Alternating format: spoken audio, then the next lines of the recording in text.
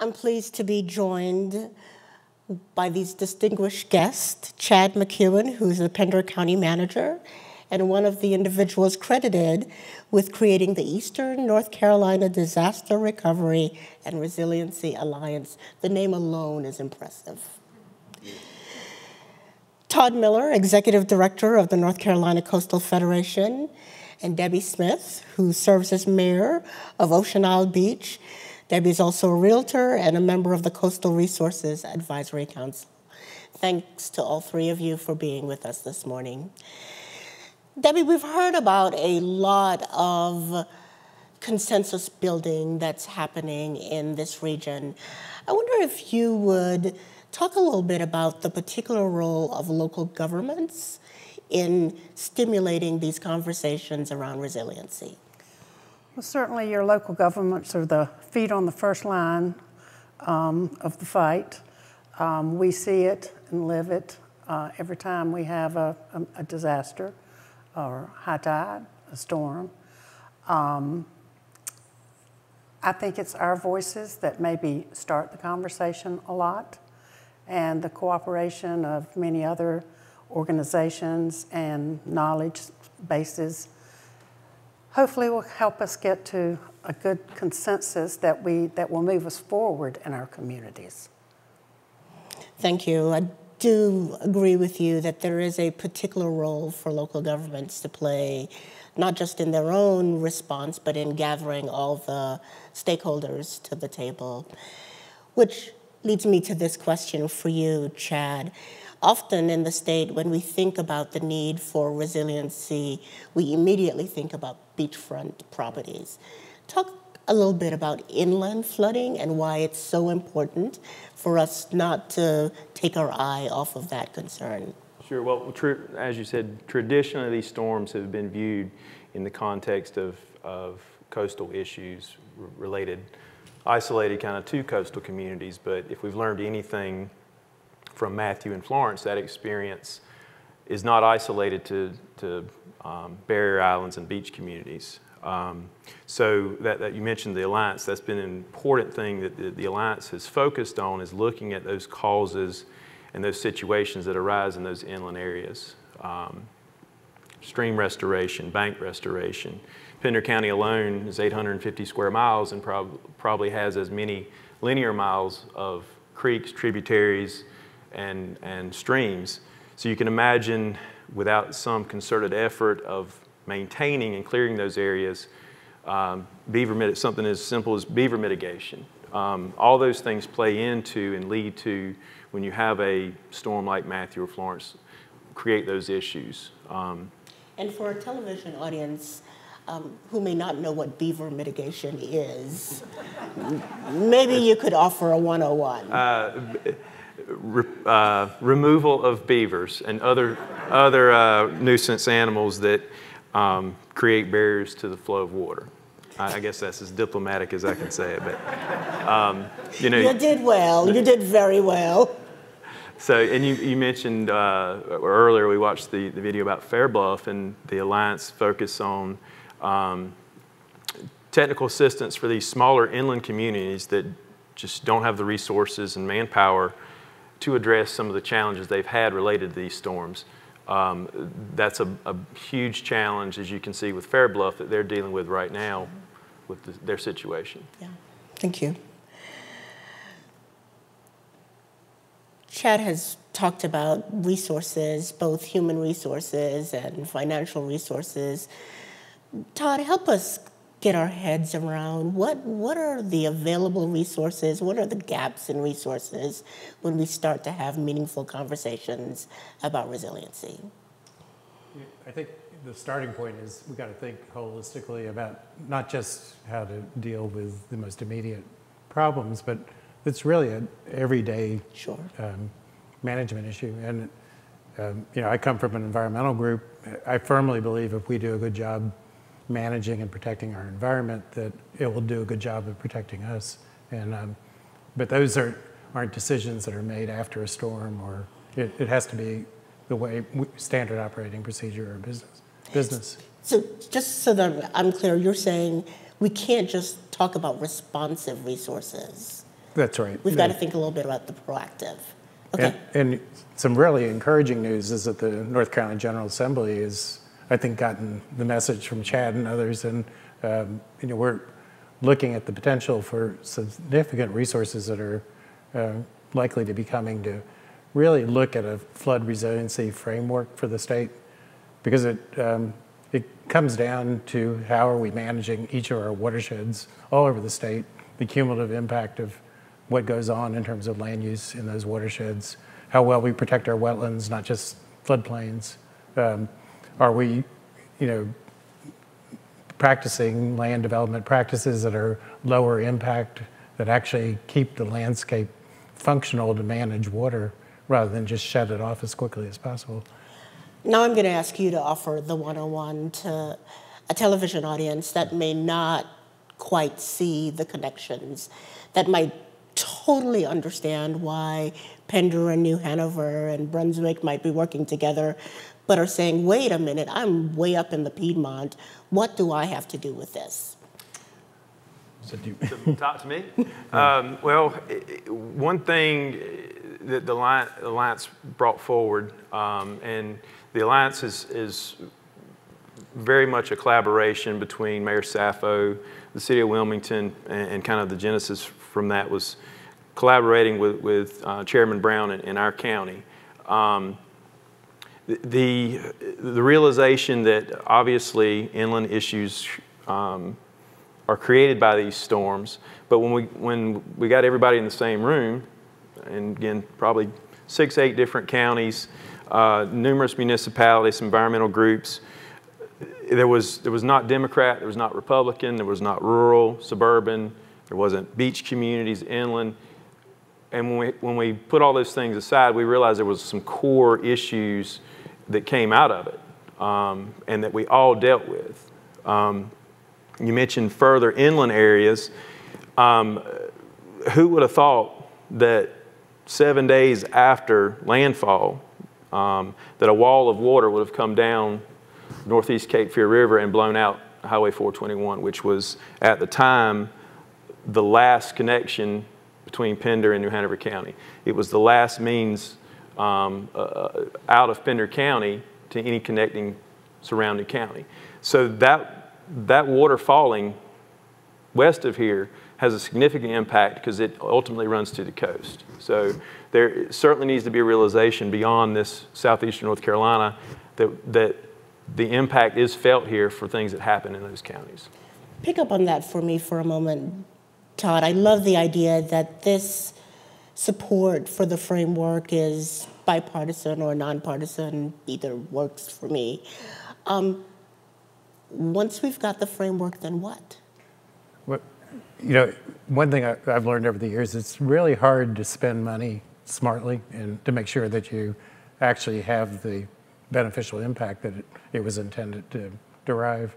So these frameworks are essential that we, in a really strategic manner, expend the resources that are coming to help make the state more resilient, and that we don't go out and blow that investment on something that is, doesn't do us any good. And then people get skeptical, you will lose public support that is there now. So it's really incumbent on local governments, state government, all of us to make sure that when we spend that money, we spend it the right way and in ways that actually start to solve the problem, with being honest that these are going to take a very long time to build back right. I mean, this is not a problem we can solve in a year or 2 years. It's the decades in the making and decades to solve. Let's fast forward on the decades, Debbie. What are the barriers, real or perceived, to allocating resources, local resources for these issues, and to taking a regional approach in which lots of local governments are putting something in the kitty to respond to these issues? Well, for your beach communities, which I'm the most familiar with, Brunswick County is a little different than New Hanover or most coastal counties, in that the county did not take the lead years ago to set up an accommodations tax or some funding method for beach protections, and it was left to the local beach communities, which are all very small communities. We at Ocean Isle and many of our neighbors chose to tax our businesses, our tourism accommodations, to have funds to be able to do storm damage reduction projects, beach renourishment. I think sometimes the counties that do that have a broader view and can do more with their resources. I do know that when we do partner with, when the Corps comes to Ocean Isle Beach, because we do have a federal funded project there, we always try to work together, and the New Hanover beaches be done in the same cycle. That certainly saves us all on mobilization costs. So that's worked out well. But I'd like to follow up with one more thing that Todd mentioned a little bit earlier. Not only do we do this beach renourishment, storm damage reduction, we, on an annual basis, try to work with Mother Nature. We put up sand fences to trap the sand to build our dunes. We do annual planting on those dunes with native grasses and sea oats to try to get Mother Nature and the wind to keep that sand up on those dunes and get them built large and protective. They are the first line of defense when you get a storm surge from the ocean. You know, so that is very, very important. Todd, do you want to add anything to that? I saw you nodding, and I couldn't tell whether that was, thank you for quoting me, or you wanted to add something. Well, earlier today, Debbie mentioned that her town was thinking about some projects with doing porous pavement for parking, to try to work on some of the flooding and water quality issues. And that's the type of thing, local governments as well as state government spends a lot of money on, public construction projects, and using those projects as a perfect example for the broader public of the right way to be using land and managing water. That's a good starting point, and one that we don't consistently do yet across North Carolina. Local government and state government should be the role model in terms of development practices, and then that becomes more infectious and spreads out. And we love it when we work with some private developers that have really embraced the low impact development techniques that aren't low density, but they're designed to really keep land where it will manage water. And they become our poster child because success breeds success. Of course, yeah. And that's win-win. Chad, what's your thought on this regional funding approach? Obviously, the issues that we all face are regional. Water doesn't stop at a county line or a municipal boundary. The biggest challenges that I feel like we've encountered in the Pender County experience in Matthew and Florence has not been the availability of funds so much as the expediency of getting them where they need to be. A lot of times we encounter programs that are well funded, but the guidelines relating to the distribution of those funds haven't been created yet at the state or federal level. Very, very frustrating situation. So I'm encouraged a lot by what Todd mentioned about HB 500. Front page of that bill says values and pushes for an efficient means of planning and implementing projects. And I'm encouraged that NCOR and others involved in the distribution of those funds understand the importance of that. It's been 3 years since Florence, and we are probably, in terms of a county organization, probably at 85, 90% recovered, but a lot of that delay has been related to our inability to spend funds in an expedient manner to address our needs. Yeah, that's something I hear from local governments a lot in these natural disaster recovery efforts. Questions from our audience on the solutions, the path forward?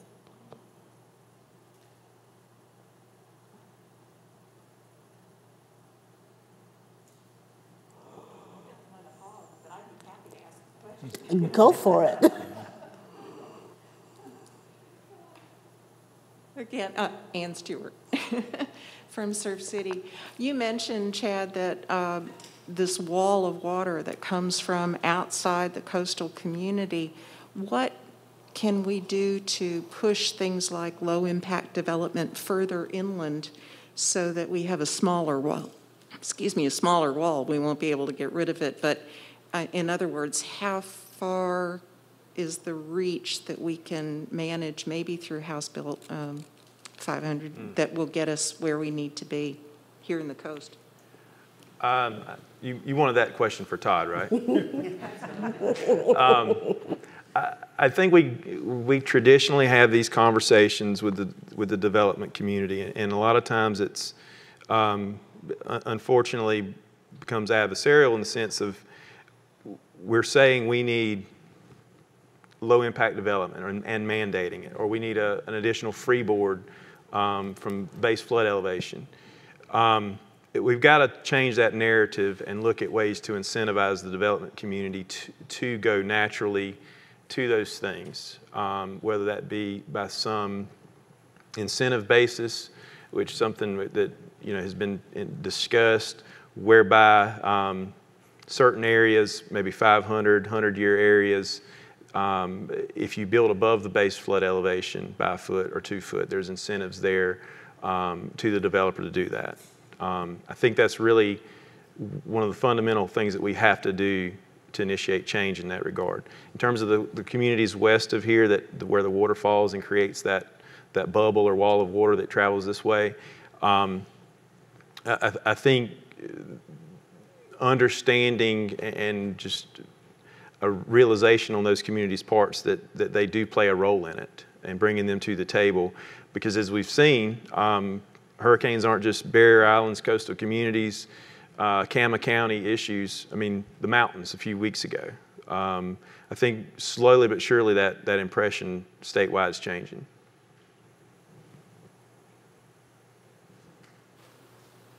Hi, my question is about community support for resiliency. Do you get a sense that communities understand and are in support of the changes, the big changes we need? Or do we need to do a better job of educating them to bring them along? Is that to me? I'm not sure. Debbie, do you want to take a shot at that? I think those that live along the coastline anyway do have a decent understanding of that. If they've been there long enough, you see it over and over, and you do become more knowledgeable about what happens. Of course, I've lived on Ocean Isle Beach all my life, but we do require extra freeboard to try to prevent loss. And we do work on capturing stormwater, even though we're all on small parcels of land, to try to capture that stormwater on our own land and diffuse it underground without just letting it run out and run off. And I think our community has made a big improvement there. Is it perfect? None of us are perfect, but we have made a big improvement, and we're very adamant about those things. And as new opportunities come up and new resources, we try to be forward-thinking and do that. Todd and I don't always agree on everything, but I feel like I'm as much of an environmentalist as he is because I live there and I chose to live there. So it is important to me. None of us want our communities degraded because we ignore what's causing the issues. So I think all of us are very aware. I think that's a great question to do a lightning round on. So what's your temperature check on community readiness, Todd? I think we're probably at 75, 80%. I think people are ready. I think they have lots of questions about what are the best things to be doing. And just one point, a lot of the problems we have now come from our existing uses of land across the state. It's not new development, it's what we've already done. So, we have to invest in making those existing land uses more resilient, as well as think about not adding to the problems in the future. In the future. Chad? Well, I think in terms of the public sentiment about resiliency, if you, the same public we're asking for the support from lived Florence, Matthew, all the way back to Floyd. So they understand in order to be more resilient with our road system, investing in elevating roads, preventing our schools from being closed for 6 weeks due to mold created by not having generators. Just basic things that when we build schools in a growing area like this, we should really focus on having generators that maybe aren't going to run the whole school, but will run the school HVAC system enough to prevent school from being out because of mold. I think if you explain that to the public, they understand that, because as everyone with children lived the situation in Florence, life could not really start back until the schools were open. People had challenges with daycare, therefore they couldn't get to work. Roads were still blocked, buses couldn't get out to pick children up. So when you boil down resiliency to isolated projects, I think the public understands that that investment is critical for those critical infrastructure needs. So, do you think we have a communication problem? Well, when Todd says it's 75, 80%, the 20%, is it because it feels too big and it's not being articulated at the project level, or is it something else? Well, it's funny you mentioned communication. That was one of the main issues we had is, in an 850 square mile county, 90% of it's rural with limited or no access to the internet. So during storm times, that's a major problem. But again, messaging to the public when they don't have internet is problematic. So controlling the narrative, getting the narrative out there about what the plans are, what the costs are, and what that money will be used for certainly is a challenge. But I've found, because of the experience in Pender County, that the residents have been supportive of our initiatives and our efforts. Plus, there's been a lot of support financially from the state and federal level that haven't burdened as much the local taxpayers. Todd, were you giving me the side eye on that question about communication? I think, as you've pointed out in this conversation, we all have our own slang and words that, getting people to really get down and focus on the fundamental issues that are driving both the solutions and the problems we have. Most people, when we talk about watershed management, that sort of goes, but what we're really talking about is making room for water on our landscape so that it doesn't come rushing down on communities, and that happens at the small scale as well as the large scale.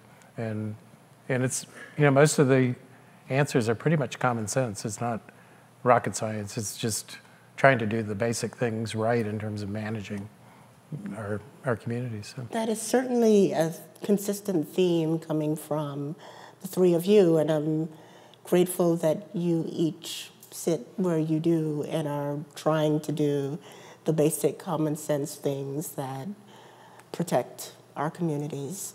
Thank you for your leadership. Please join me in thanking this panel.